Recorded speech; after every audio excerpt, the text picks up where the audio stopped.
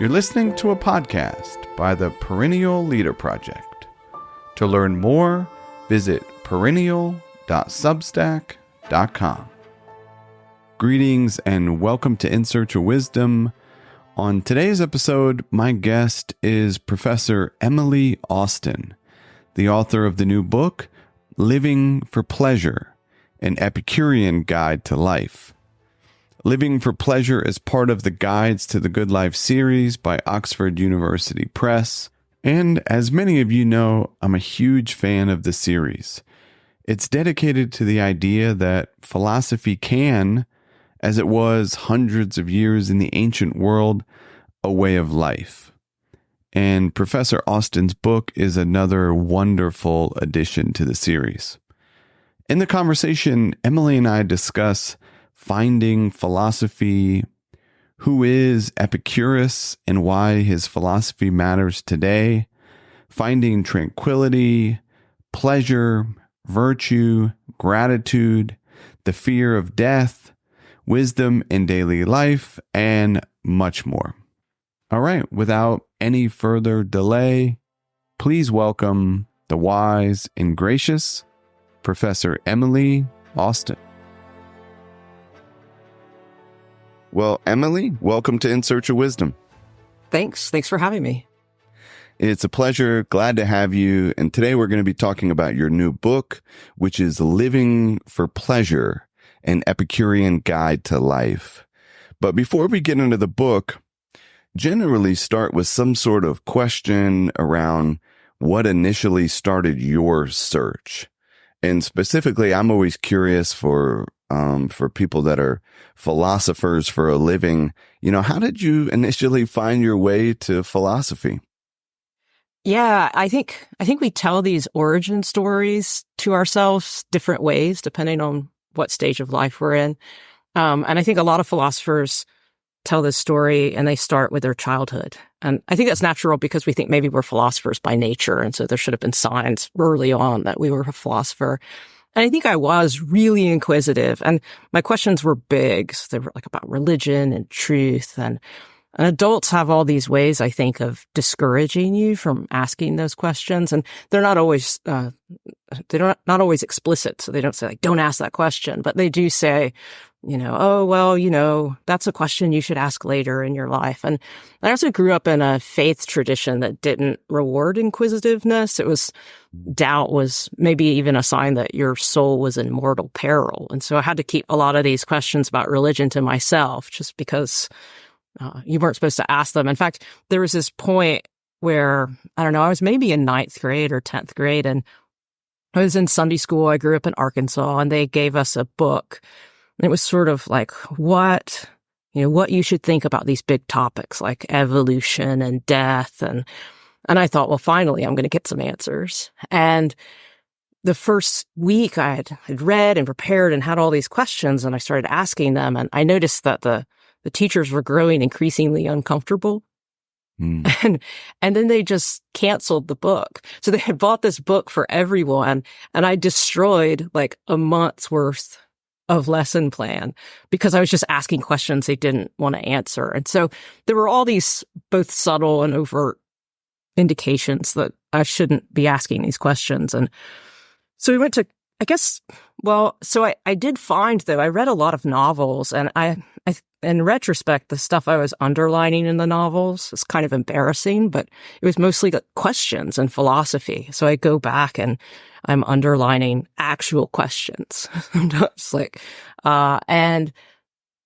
so I thought maybe I wanted to be an English professor.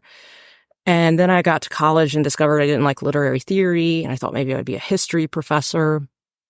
But then I took this ethics class in my sophomore year with a professor, Peg Falls Corbett. I went to this small liberal arts college in Arkansas called Hendrix.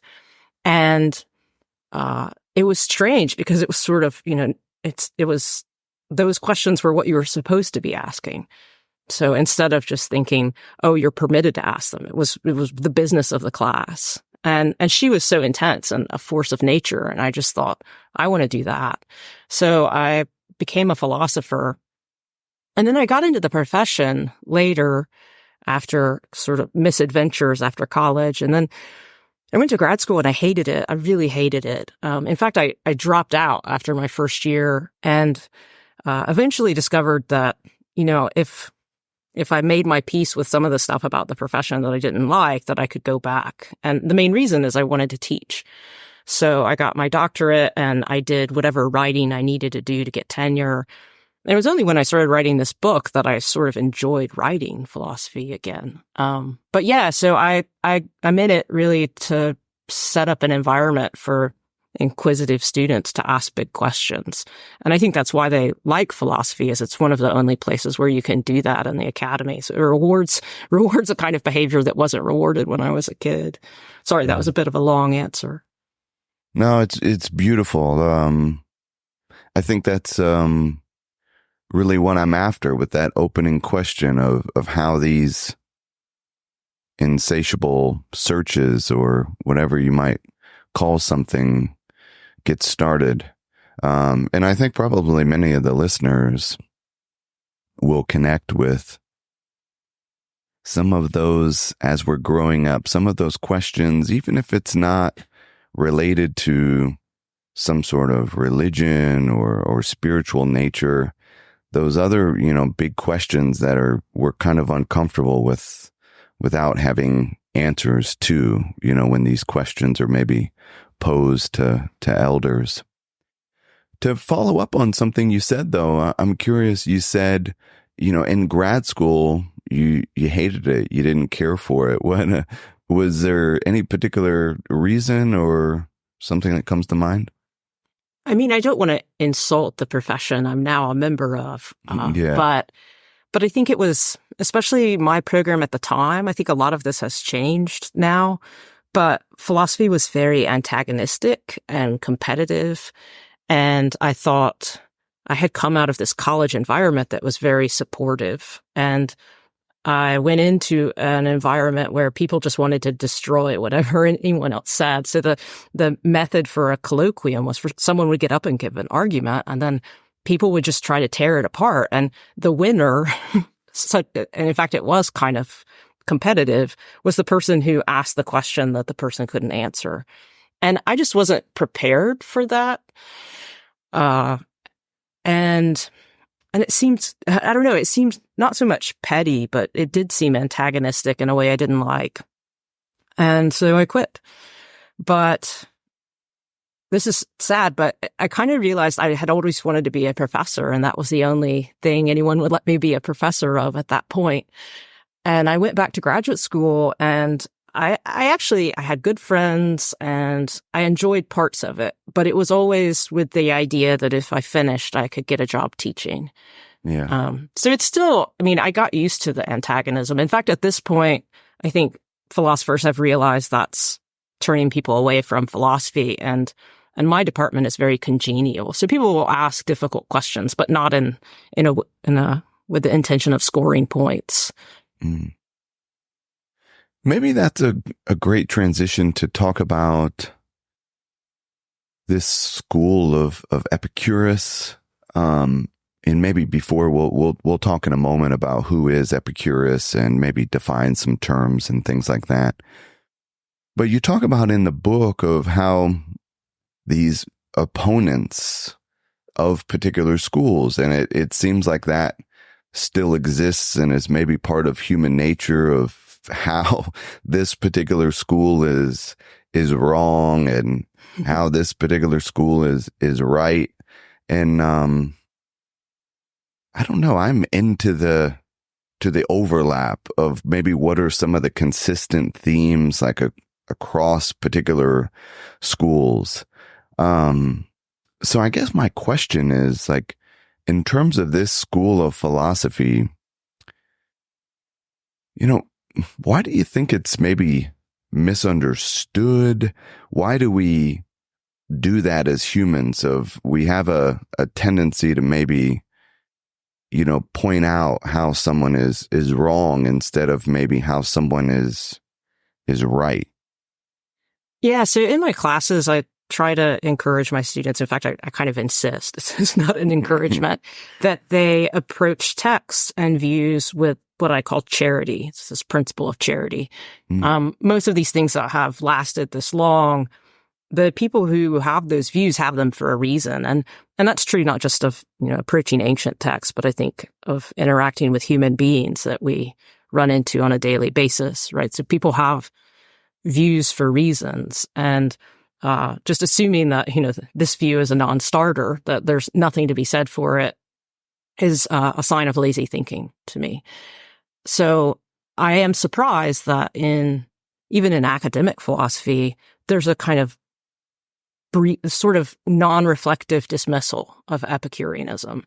I actually call this even the Epicureans maneuver. So I went to a conference on philosophy as a way of life, and occasionally the people would say, well, even the Epicureans believe this, right? So I actually wrote the book because some professionals just said, who would possibly write a book about Epicurus?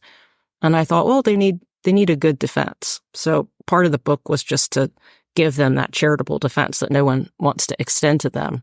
And why people don't want to extend that defense to them, I'm not entirely sure. Part of it is that part of me thinks that people just are suspicious of pleasure. I grew up in a childhood environment where pleasure was just sort of the road to perdition. It was suspicious. It would take away from, super meaningful projects that were not pleasant. So maybe people were just opposed to hedonism. So for your listeners who may know very little about Epicurus, the main thing that I think people oppose is just that he's a hedonist. So he thinks that pleasure is what makes life good and pain is what we take to be bad. And so there's a sense in which, oh, well, that's, he's encouraging people to live lives of sex, drugs, and rock and roll. So there's a kind of fundamental misunderstanding of him as sort of a constant partier. So in some sense, I think that's where the misunderstanding comes from. But I wish people would take Epicurus more seriously, and so that's why I wrote the book. Yeah, I'm glad you did. As I said, I've had a couple previous guests, so not at all super familiar, but read a couple books on the philosophy and definitely learned some things reading your book. So maybe as a starting place for anyone not familiar with Epicurus, would you mind painting the picture of the when and the where? Yeah, sure. So Epicurus was born in 341 BC. This was during what was called the Hellenistic period. He was an Athenian citizen by birth, so his parents were Athenian citizens, but he actually grew up in a colony in eastern Aegean, actually right off the coast of Turkey. And he went back to Athens to serve in the military because that was his civic duty. And then eventually he couldn't go back to this island of Samos, and so he lived in eastern Greece, now Turkey, for a while. And then he came back to Athens in 306 to found his philosophical school, the Garden. And he set it up on the outskirts of town, so outside of the defensive walls, but pretty close to town, really.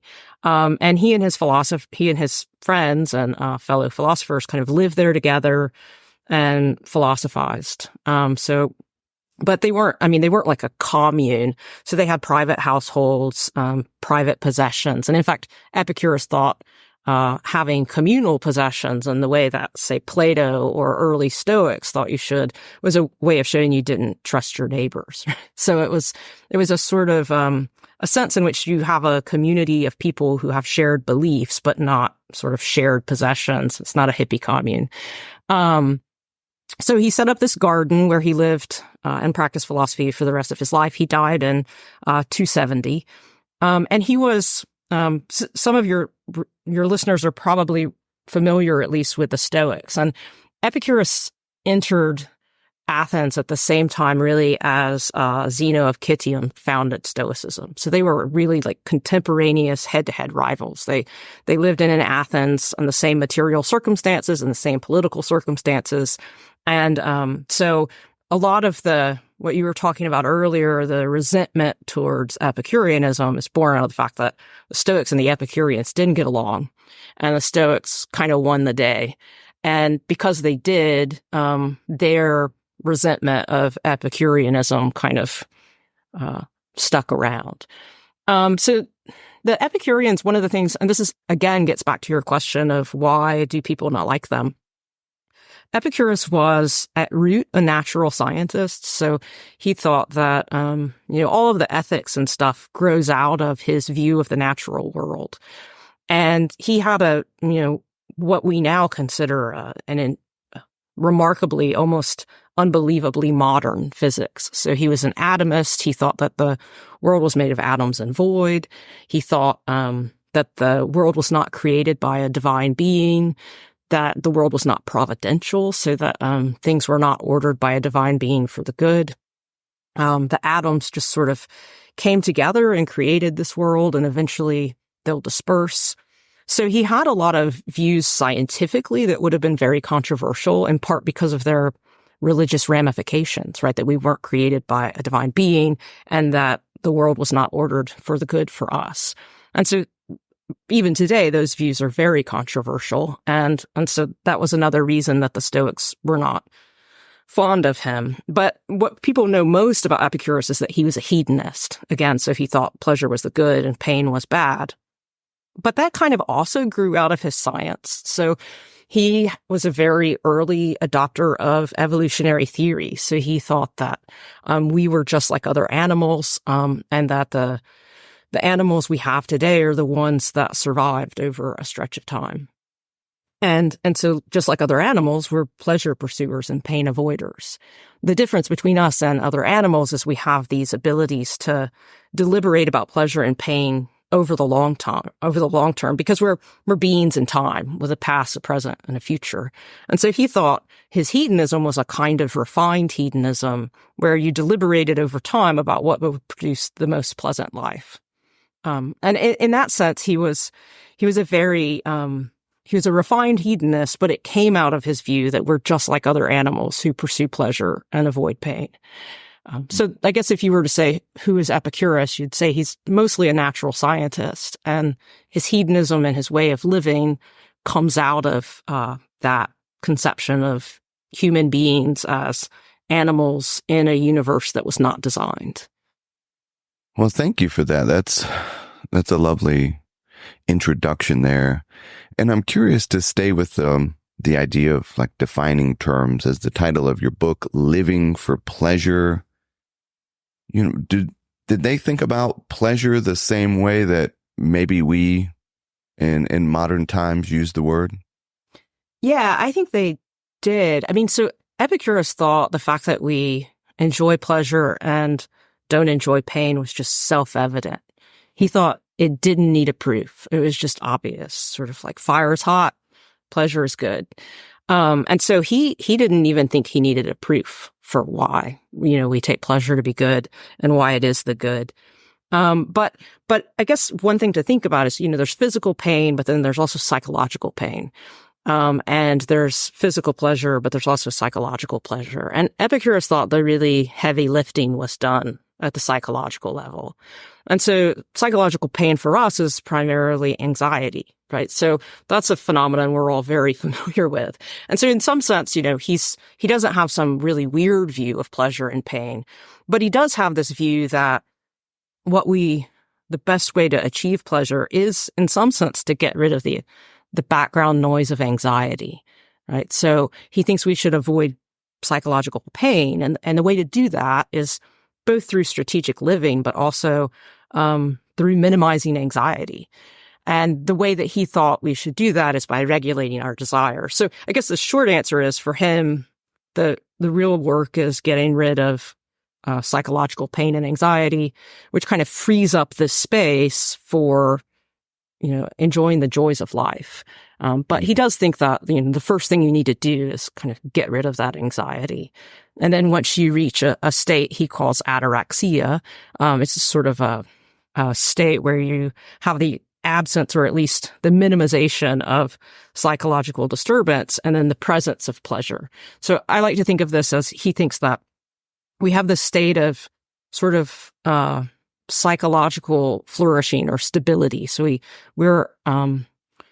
feel confident about our future and our current life. And then when we have that confidence. So we're not anxious about the future.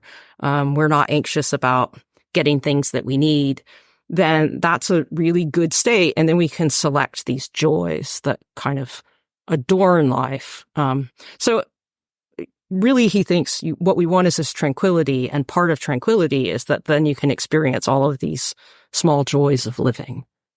To me, that seems in some sort of similar way with other wisdom traditions as the Stoics, as you mentioned, Buddhism, maybe this idea of the project of finding tranquility.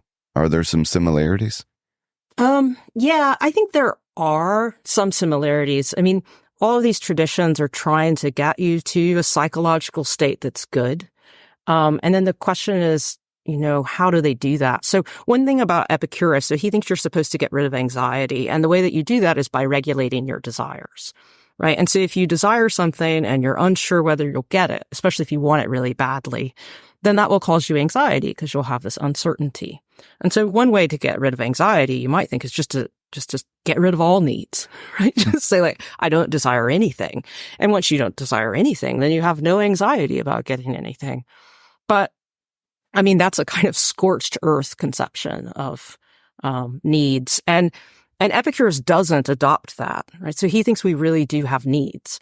And what we need to do is strategically fulfill them. So he divides desires into three kinds. And he uses these really cumbersome terms, which is natural and necessary, natural and unnecessary, and unnatural and unnecessary. And I couldn't write that a million times in the book. And so I labeled them necessary desires, extravagant desires, and corrosive desires. And so he thinks the necessary ones, we really have to make a priority of getting them. And they include things like food and water, basic medicine, but also friendship and a kind of working knowledge of science. And so unlike some other traditions, he thinks we need those things. And if we don't have them, we'll be anxious. And so we have to focus on them. And those include things like friendship again. And then there are these extravagant desires, which there's not a very good word for these desires, but they're the sorts of things it's okay to desire. And it's really okay to enjoy when they come along, but you can't get committed to having them, right? You can live a satisfied life without them. And these are in some sense sort of more, for lack of a better word, extravagant versions of necessary desire. So for instance, instead of water, you might have a tasty beer, or instead of, beans, you might have cheese. But, and those things do kind of give you joy, but they're not strictly necessary. So Epicurus thinks, again, it's okay to really want these things, right? It's okay to want a nice meal. It's okay to want a vacation. It's okay to, want free time and leisure for things. And so if it comes along, you should enjoy it. And so unlike other traditions, I think he has a much more capacious conception of what kinds of things you might desire, and that it's okay to desire them. And then there's this third class of desires, the corrosive ones. And those are for things that are for, I guess he calls them unlimited. So they're the sorts of things that you can always desire more of. So one for, you can always desire more money. Right. So it's, there are sorts of things people might say you can never have too much. You can never be too popular. You can never be too wealthy. You can never be too powerful. And he thinks that those are inherently unsatisfiable because you'll always want more. And so he thinks that we should limit our desires. And so for things like power and money, any unlimited desire, we should just get rid of. So the short answer is that a lot of theories, even Stoicism, will say we need nothing really other than virtue. You don't need food or water.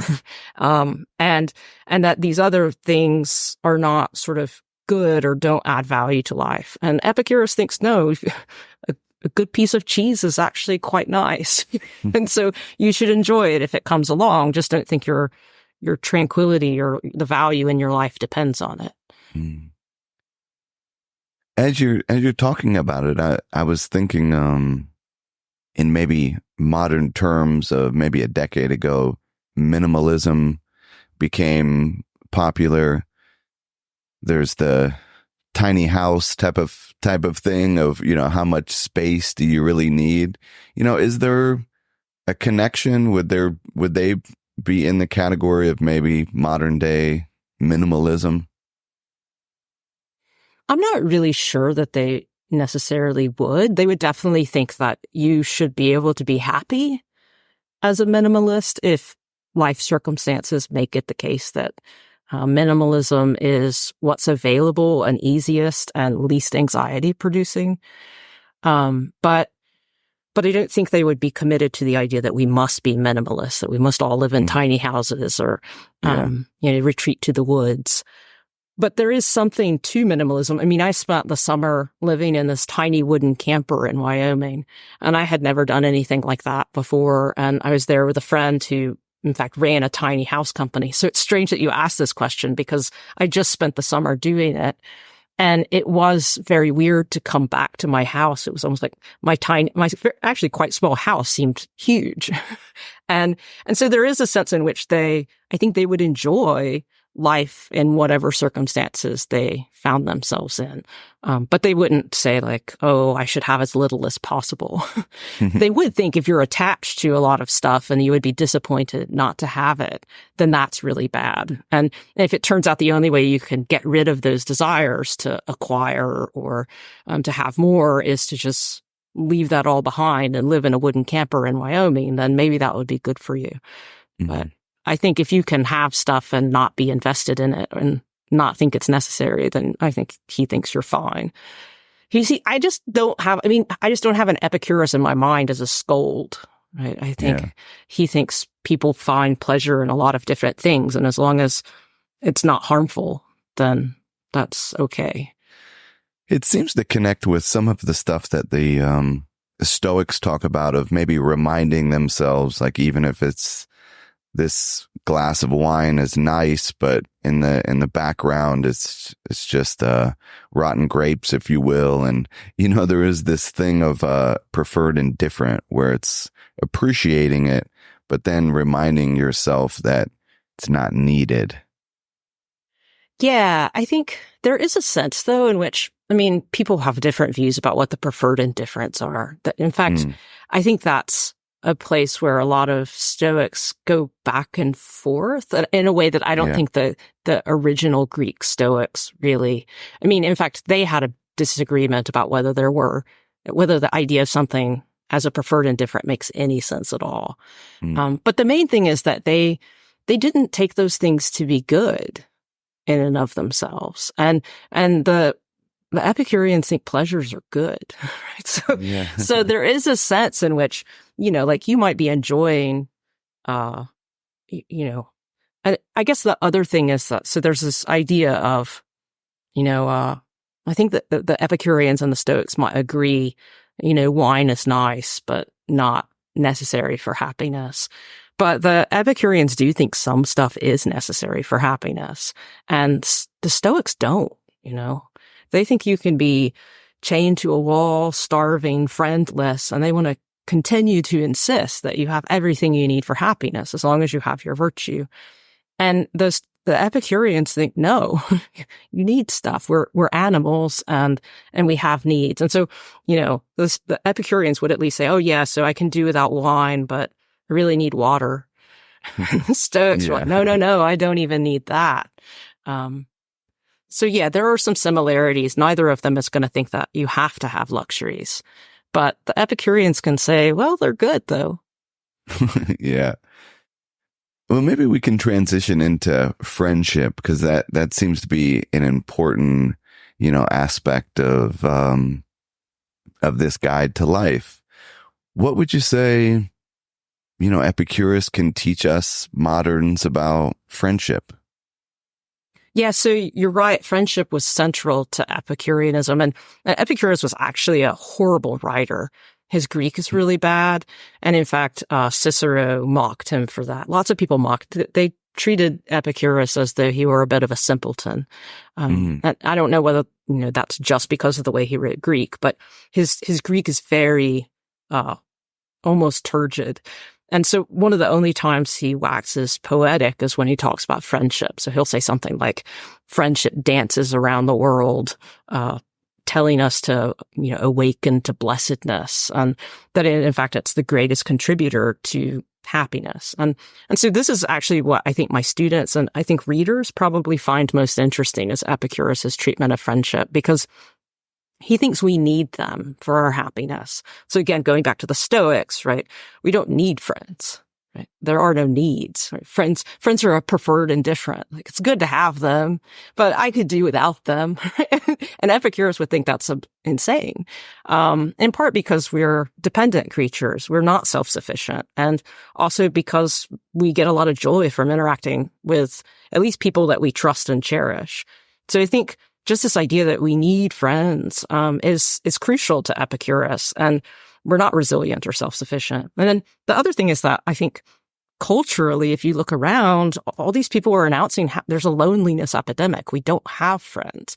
And so having friends, we have to make it a priority, and we have to learn how to have them. And so I think many people don't have friends. And then, when they try to make friends, I think Epicurus thinks they don't do it well. So you need to choose a certain kind of friend. You need to choose a reliable friend for Epicurus.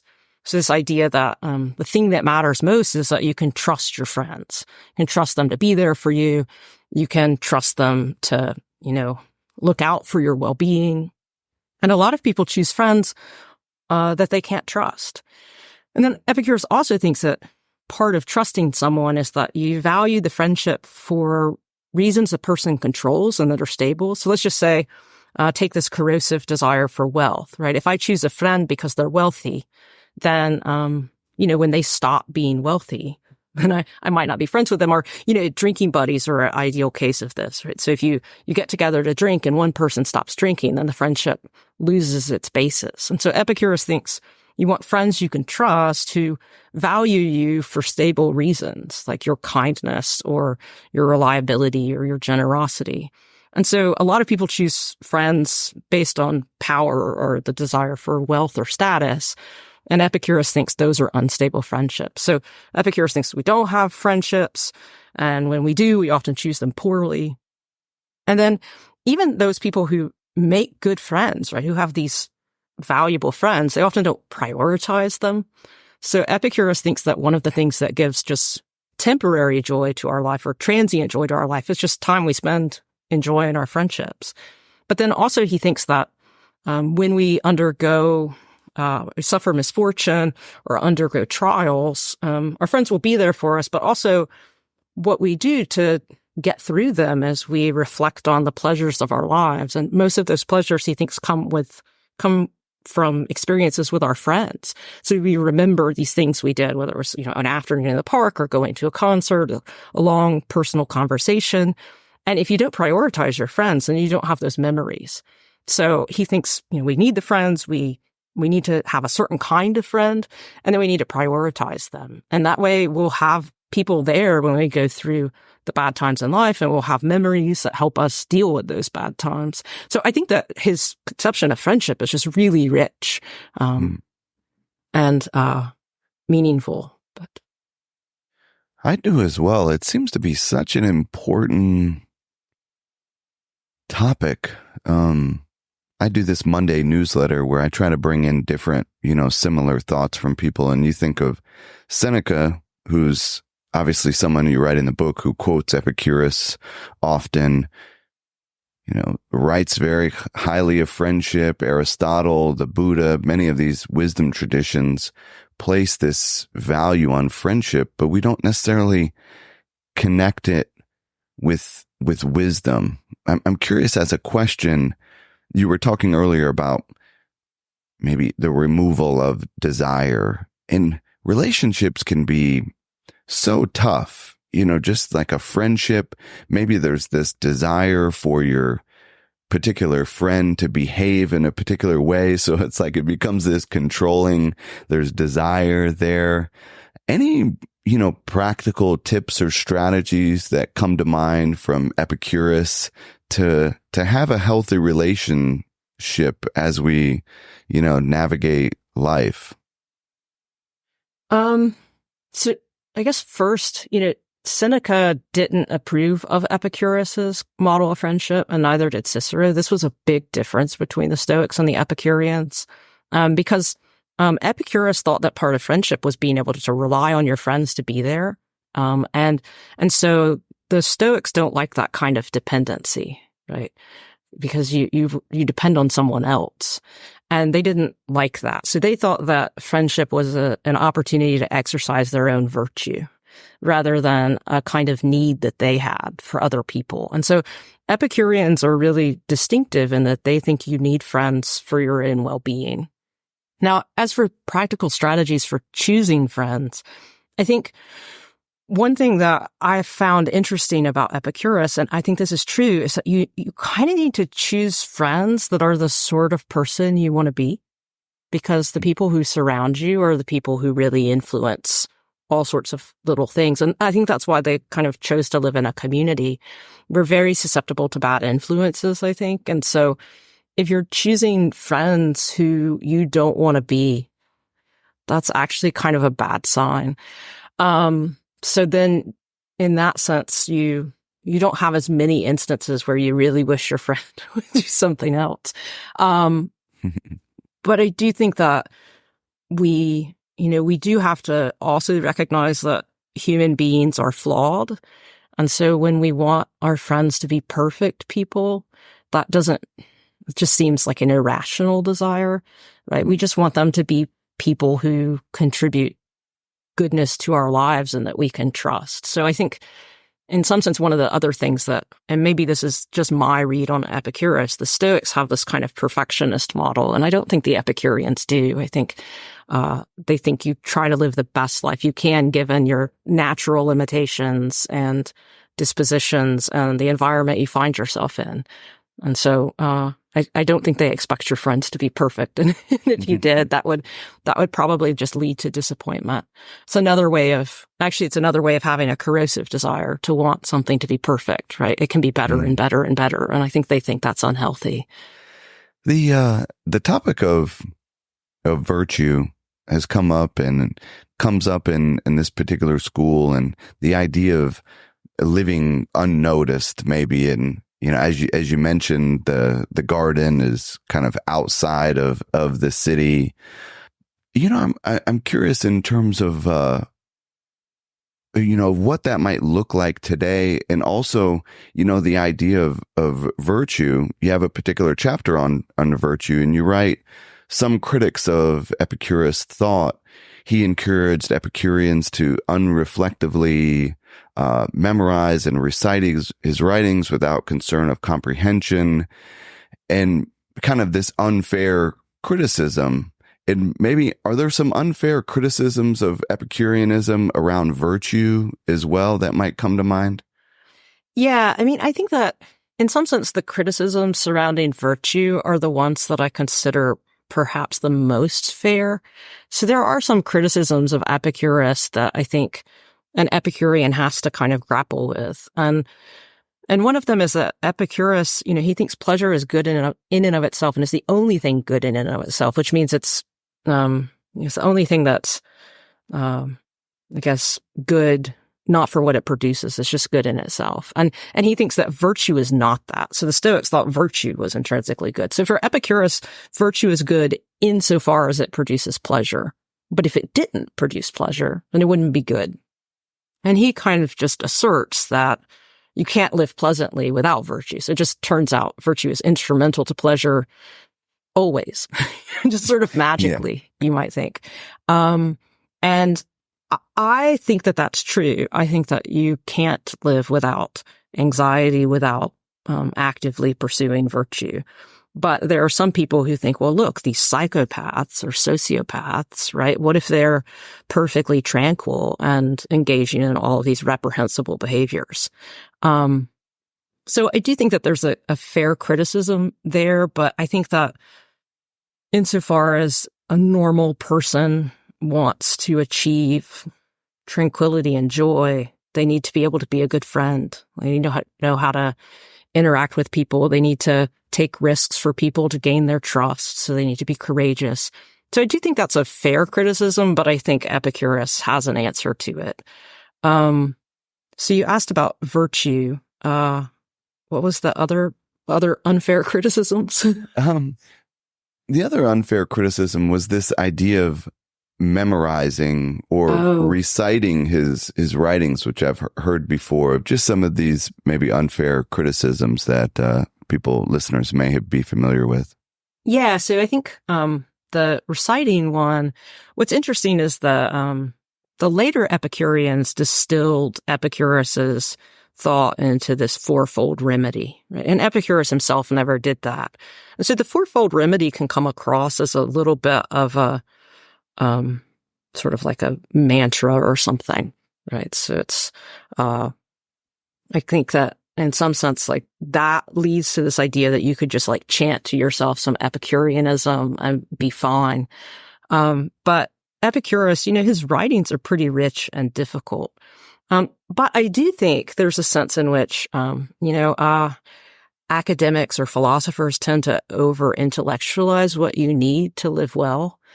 And so I think if you accept these doctrines, you don't have to have these super worked out defenses of them, right? So I don't think, in some sense, I think you can think this is the way to live. I agree with this without having to sustain critical scrutiny and a combative discussion with another philosopher. So I think there is some middle ground in there. You don't just, unreflectively recite stuff. But I also think that you don't have to be a philosopher to be an Epicurean. And I think that, some of the criticisms of Epicurus come from people who say, oh, well, he would just tell you this and you would feel better and you wouldn't have to even engage in philosophy. And part of me sometimes thinks, well, why should you have to engage in philosophy? If you think it's right and you can live by it, do you have to have a worked out defense of it? Epicurus has one. I think the Epicurean philosophers did, but there is a sort of fetishization of reason sometimes, I think. And I think Epicurus saw that. So he says that, practical reasoning prudence is more important than philosophy. So I think that he thinks you can adopt Epicureanism without knowing the nitty-gritty details of the other schools and why your philosophy is better and how to object to their views. And that seems to be such an important point, of maybe making life more difficult than it needs to be, or where we place our limited attention. Something I love, you write in one of the chapters that Epicurean gratitude is my favorite part of the philosophy. And it's this, 2,500 years ago, and there's still these quotes from Epicurus about gratitude that live on today. If someone was to do a quick Google search, and could you maybe talk about gratitude and, his thoughts there? Yeah, sure. So I actually, I thought about gratitude some, but I read this really great paper by, another academic named Ben Ryder, and he was really grappling with the role of gratitude because it hadn't gotten a lot of attention in the scholarship. And gratitude plays a distinctive role in Epicurus. So there's a sense in which, of course, we wake up one morning and think like, oh, I'm grateful for being alive today. But for Epicurus, gratitude, a lot of it is cashed out in this sort of distinctive way, which is in memorable experience. So he thinks that when we undergo some misfortune, ranging from sort of a inconvenient surgery to a grave misfortune, one of the ways that we can get through it is to reflect on the good things of our life. So it's a kind of distraction. And so he thinks that one of the things you should do is just devote a lot of your energies to prioritizing memorable experiences. And those are generally going to be with friends. They're going to be things like, even if it's just like taking a walk on a beautiful day rather than spending the afternoon surfing your phone, you're going to remember that walk. And so he thinks that what you're doing when you're cultivating gratitude is prioritizing memorable experiences, simple pleasures, so that when you fall on these hard times, you can rely on those. You can distract yourself with those memories. And so one of the things I like is that I do think that people do this. So I tell in the book about a good friend of mine, actually, who was in Wyoming with me. And he was shot with an arrow from a compound bow in his stomach. And he spent a couple of weeks in the hospital. And while he was there, he was about 22 at the time. And he realized that one of the only ways to entertain yourself when you're trapped in a hospital bed is with your memories. And so he pledged that he would privilege memories and experiences over all of these other things that were not memorable. And this is, of course, inadvertently. It's not like he had read any Epicurus at all.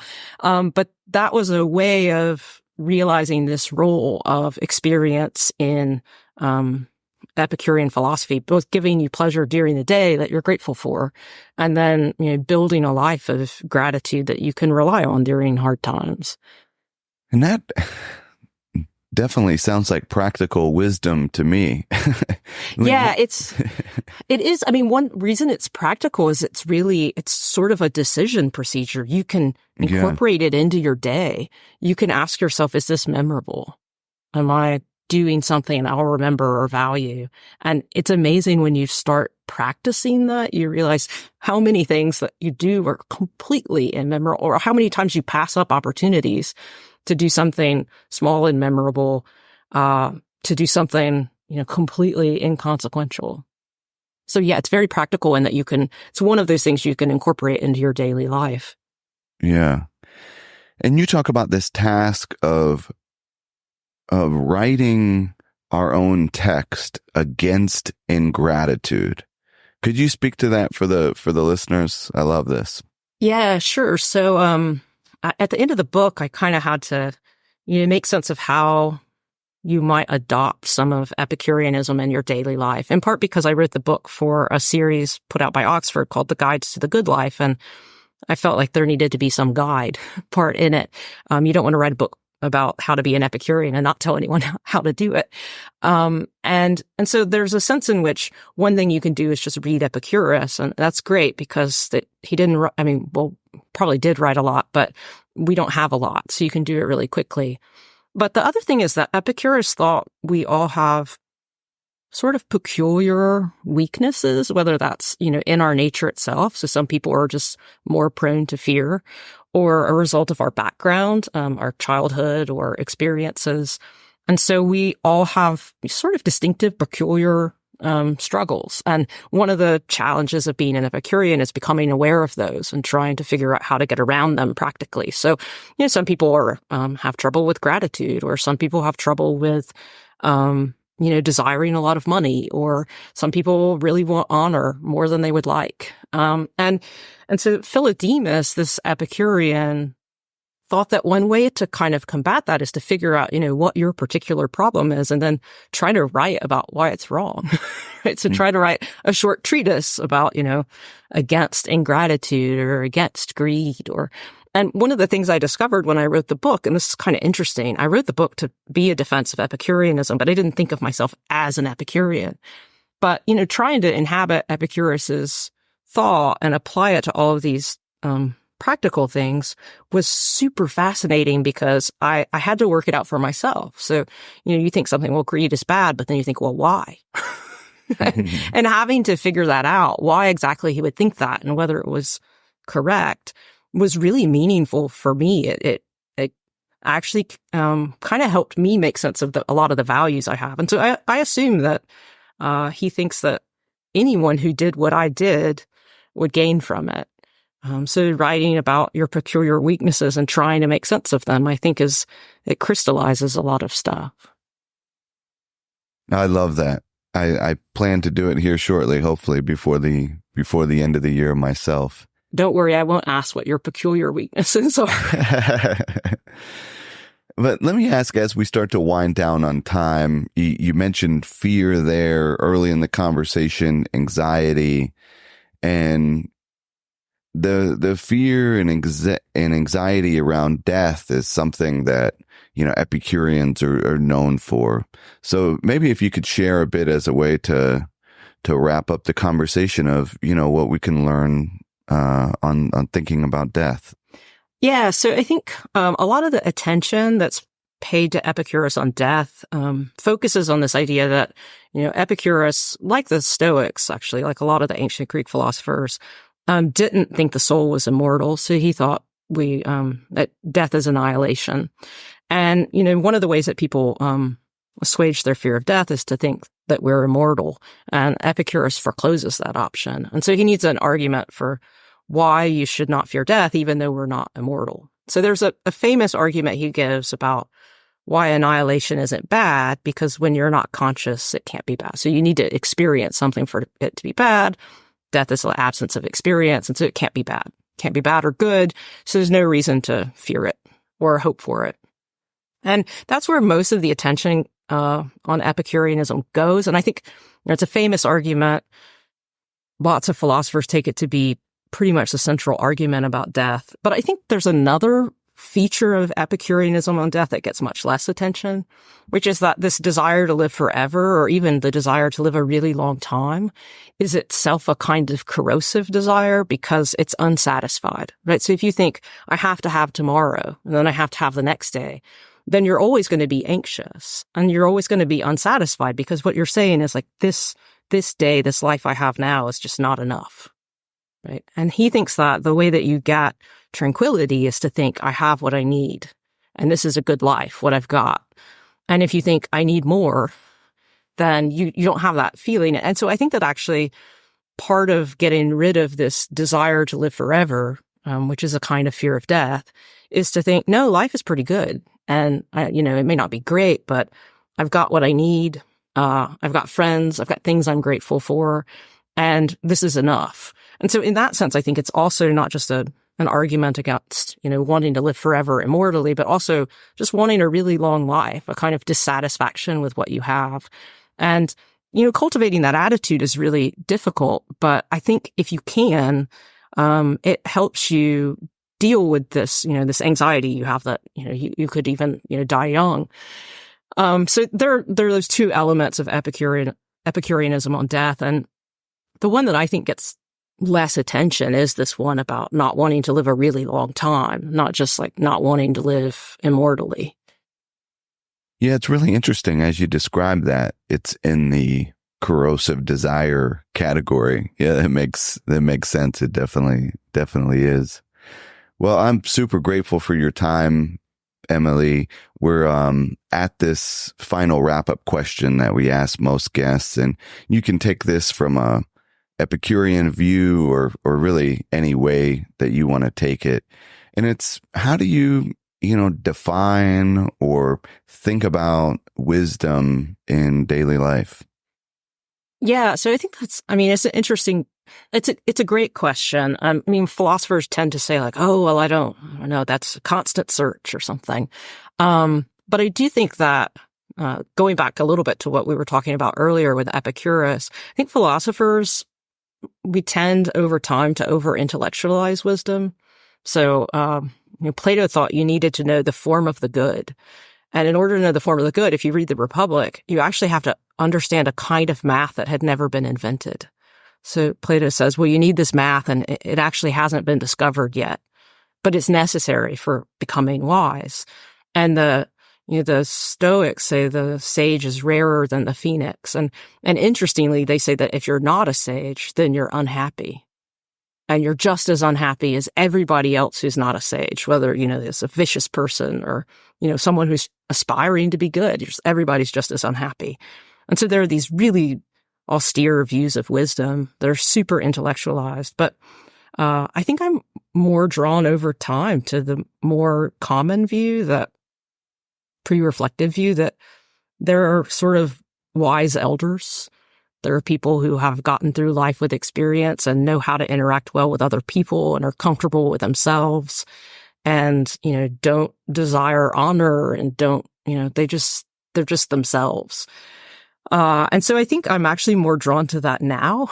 And I think the overly intellectualized view is, again, a kind of fetishization of what I do for a living. And I want to make sure that I'm careful about that, because I think personally, I've become happier as I've just learned how to care for other people and interact with them and be prudent about my own life and get rid of some of these things that I do think are harmful. Like, it's a constant struggle to be like, no, I don't need more money. And it's okay if that person doesn't think I'm a good philosopher. And I've got a really good life here. I should stop wanting these other things. And so I think those are, for me, the more pressing, practical issues of wisdom. So I guess I have adopted the Epicurean view that prudence is more important than philosophy, and that wisdom lies in prudence, about living this kind of tranquil, satisfied life. But ask me tomorrow and I might have a different answer. Well, that is a wonderful way to wrap it up. Again, I'm truly grateful for your time to come on and share your wisdom and time with us. Where would you point any listeners that might be interested in your work in the world and learning more? So I guess one of the nice things about this book I wrote is that it's accessible to everyone. So if you wanted to read anything I've written, then it would be Living for Pleasure, because otherwise you need to know Greek and it's sort of inside baseball of academia. So I would say, if you wanted to read the stuff I read, then Epicurean is our Living for Pleasure. And then I have a lot of recommendations in the book itself for further reading. So I would say, maybe you'll find further reading that's more gratifying than my own book, but you might start there. Well, we'll link it in the show notes so it's easy to find. I highly recommend this book and any book in the series. The listeners know that I'm a huge fan of this Guides to the Good Life series. I think pretty much every author has come on the show, so I'm grateful to add you to the list. So, Professor Emily Austin, thank you again so much for coming on In Search of Wisdom. Yeah, thanks. This was a lot of fun. Thank you for listening to another episode of the In Search of Wisdom podcast. I hope you found something useful for daily life. If so, I encourage you to put what you heard into practice. If you're interested in more tools for the art of living, consider subscribing to Perennial Meditations on Substack. By becoming a member, you'll help support the project and gain access to our podcasts, meditations, and courses. Until next time, be wise and be well.